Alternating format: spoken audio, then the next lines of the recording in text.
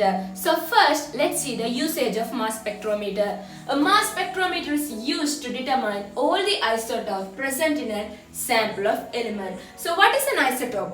Isotopes are atoms with same number of protons and different number of neutrons. So for example, let's see magnesium atom.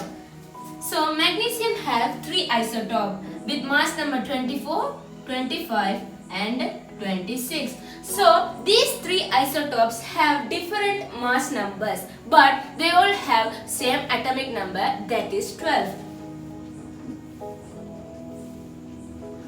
So remember, isotopes have similar chemical properties because they have same electronic structure. They have same electronic structure because they have same number of protons. Isotopes have slightly varying physical property since they have different mass number. So this is the sample structure of mass spectrometer. So now let's see what exactly happens inside the mass spectrometer. So initially the vaporized sample enters the mass spectrometer. So the first process inside the mass spectrometer is ionization. Following that, acceleration, deflection and then deduction. Always remember, process inside the mass spectrometer must be carried under vacuum condition. If not, the air particles will ionize and they will get registered in the detector, which would give a false result.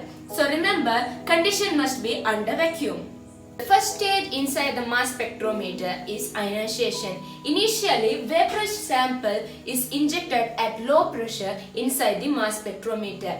Then an electron gun fires high energy electron towards the sample, which knock out the outermost electron of the sample, which result in the formation of positive ion with different charges. So this is the sample ionization reaction.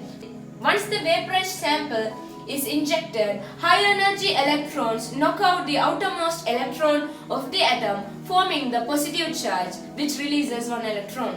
Second step inside the mass spectrometer is acceleration. A negative electric field accelerates, which means speed ups the positive ion and make them into the beam ready for the deflection process. The third process inside the mass spectrometer is deflection.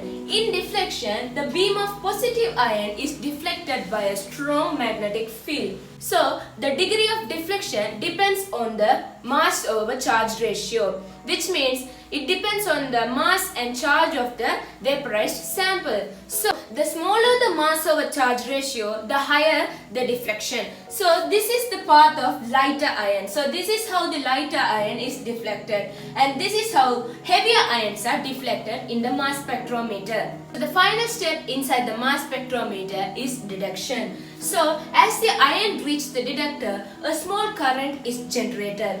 So, the generated current is then fed into a computer for the analysis. So, always remember, the size of the current is proportional to the abundance of the species. Now let's see the summary of the steps inside mass spectrometer. So the first one is ionization, which uses electron gun to knock out the outermost electron of the vaporized sample. Then acceleration, which uses negative electric energy to accelerate the vaporized sample. Then deflection, which uses magnetic field energy to deflect the ions according to mass over charge ratio of the vaporized sample. Final step inside the mass spectrometer is deduction. Once the ion reaches the detector, a small current is generated, which then fed into computer for analysis. That's the end of mass spectrometer. Hope you guys like this video. If you like this video, don't forget to give a thumbs up. And if you find this video useful, don't forget to share this with your friends. And especially, don't forget to subscribe our channel, Awesome Learning. See you in the next video, guys.